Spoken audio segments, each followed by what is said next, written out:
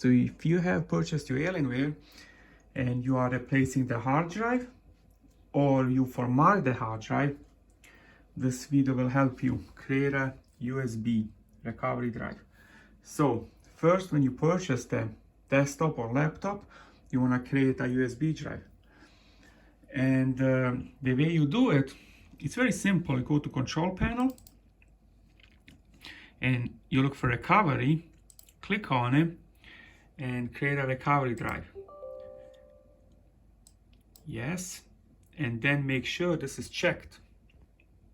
And once this is checked, you click next and you will start creating a recovery drive.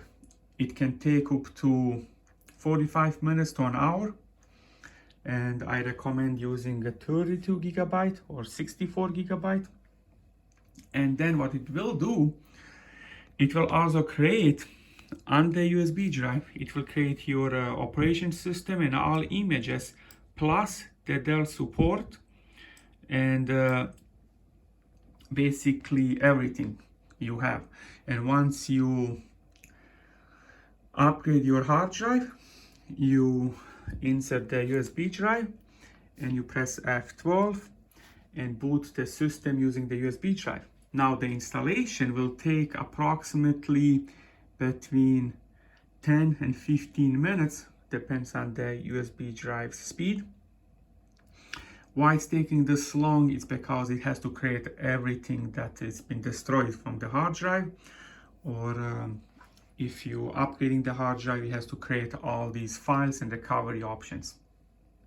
And once it's created, you can remove the USB drive, and in the future, if you have problems, you don't have to use the USB drive anymore. You can just press F12 and access the Alienware recovery option.